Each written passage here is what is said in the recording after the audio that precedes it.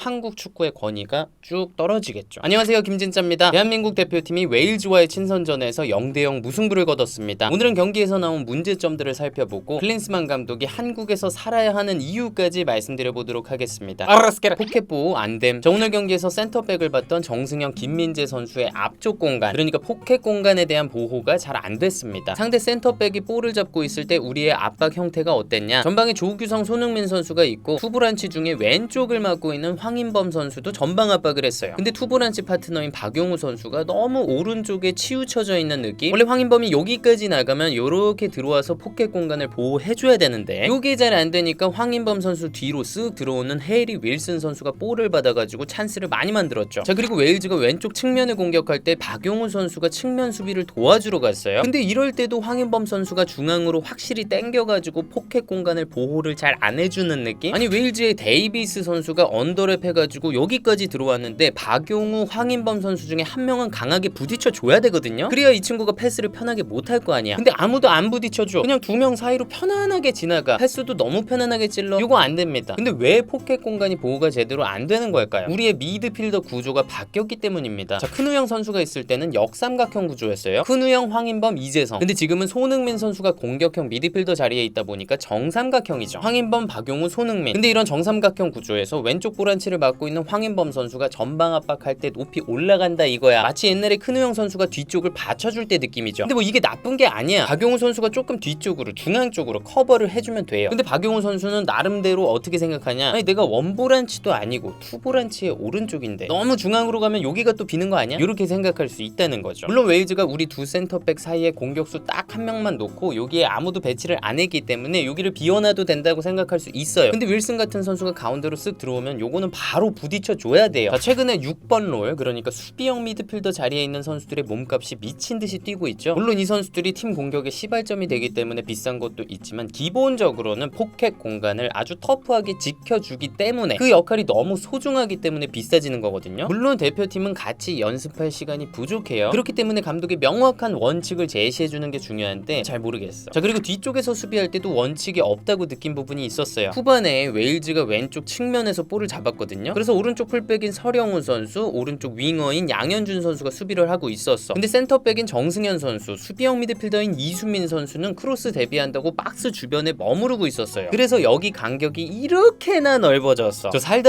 이렇게 넓은 하프 스페이스는 처음 봤습니다. 결국 이 공간으로 벤 데이비스가 언더랩 해가지고 패스 들어가서 찬스를 내줬어요. 김순교 선수가 잘 맞기는 했지만 요런 상황도 수비할 때 명확한 원칙이 없구나, 그런 걸 느낄 수가 있습니다. 예를 들면 이런 원칙이 있어야죠. 상대가 측면에서 볼을 잡는다? 그러면 반대쪽 그냥 버리고 다 좁혀라. 아니면 하프 스페이스가 벌어졌을 때 수비형 미드필더가 따라가고 옆에 미드필더가 그 자리를 커버해라. 아니면 하프 스페이스 벌어졌을 때 센터백이 땡기고 수비형 미드필더가 내려가라. 뭐 이런 정도의 규칙은 선수들한테 명확하게 제시를 해줘야죠. 안 그러면 교통정리가 안 되지. 중원에 연결고리가 없음. 자, 클린스만 감독은 벤투 감독이 했던 빌드업 축구를 계속 이어나가려고는 합니다. 근데 후방에서 빌드업하는 선수들하고 전방에 올라가 있는 선수들하고를 연결해줘. 이 연결고리가 너무 부족해요. 이렇게 되면 짧게 주고받으면서 파이널 서드까지 올라가는 게 굉장히 힘들어요. 물론 전방에 숫자를 많이 둬서 상대를 뒤쪽에다 묶어놓겠다, 그거는 인정입니다. 근데 소니가 내려와서 연결고리 역할 안 해주면 아예 그쪽으로 볼이 안 가는데, 저 오늘 측면에 직선적인 윙어가 아니라 홍현석, 이재성 선수 썼잖아요. 이 얘기는 선수들이 유기적으로 자리를 바꾸면서 스위칭해주고 내려와주고 그러면서 짧게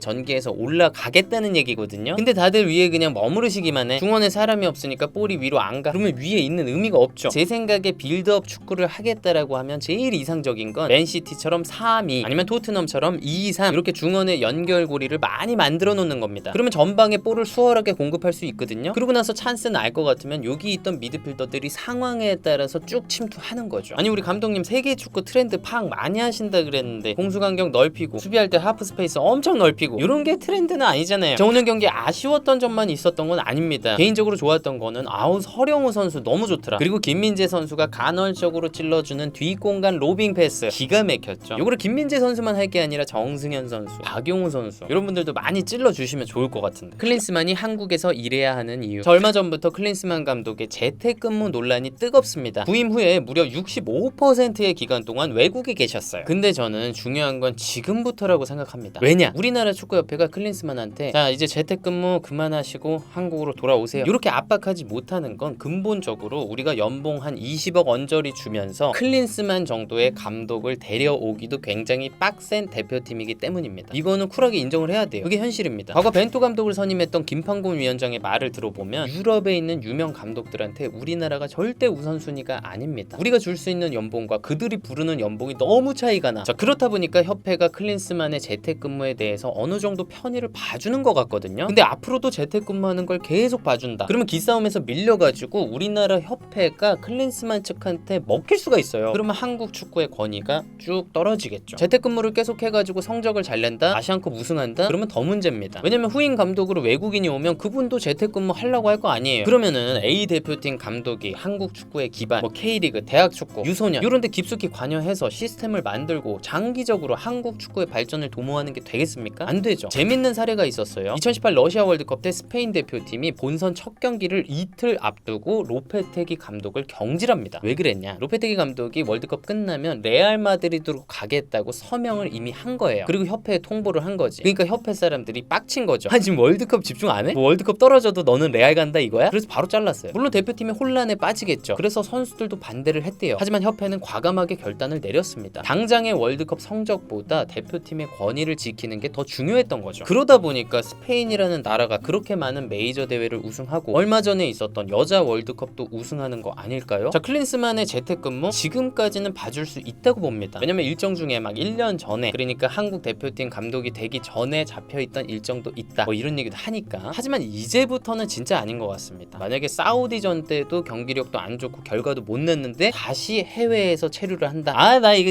나 진짜 못 참지. 자, 클린스만 감독이 한국에 와서 살아야 되는 이유는 또 있습니다. 한국 문화와 한국인의 특성을 잘 이해해야지 최고의 축구를 할 수 있기 때문이에요. 지금까지 월드컵을 우승했던 모든 팀은 자국민이 감독이었어요. 외국인 감독이 우승을 시킨 적이 없어. 왜 그럴까요? 감독 스스로의 동기부여도 다를 거고 자국민이어야지 우리 선수들의 문화나 생각이나 심리를 잘 이해하겠죠. 그러면 경기 중에 적절한 판단을 내리기 좋겠죠. 선수들한테 120%를 끌어낼 수 있겠죠. 자, 히딩크 감독이 선수들한테 반말 쓰게 했잖아요. 왜 그런 조치를 내렸을까요? 한국에 살면서 K리그도 보고 대학 축구도 보고 유소년 축구도 보고 선수들이랑 동거동락하고 그러다 보니까 선후배 관계가 문제구나, 이걸 파악해서 조치를 내린 거 아니야. 우리 클린스만 형님도 한국에 사시면서 그런 것들 배워 나가셔야죠. 자, 현대 축구의 트렌드를 파악하기 위해서 미국이랑 유럽에 체류한다? 아니 우리나라 대표팀 경기에 현대 축구의 트렌드가 반영된 게 안 보이는데요. 펩처럼 인버티드 센터백 뭐 이런 걸 쓰면 몰라. 그리고 사실 현대 축구 트렌드 파악은 우리도 하는데요. 영상 보시는 여러분들도 다 알잖아요. 맨시티가 요즘 어떤지, 미넨이 어떤지, 메시가 어떤지, 뭐 해외 축구 중계도 잘 돼 있고 양질의 칼럼도 방구석에서 다 볼 수 있고 해외에서 쿠팡 플레이랑 VPN 깔아가지고 K리그 보는 게 어려운 거지. 네, 오늘은 이렇게 웨일즈전 분석과 클린스만 감독 얘기를 해봤습니다. 저도 클린스만 감독이나 우리나라 협회나 비판하고 싶지 않습니다. 다들 잘해주셔가지고 국뽕 컨텐츠로 가고 싶습니다. 앞으로 잘 돼야 될 텐데요. 클린스만 감독님이 정말 사람이 좋으셔가지고 웃음을 잃지 않으시는데 저는 웃음이 점점 사라집니다. 네, 오늘은 여기까지입니다. 저는 또 다음 축구 컨텐츠에서 뵙겠습니다. 감사합니다. 뿅!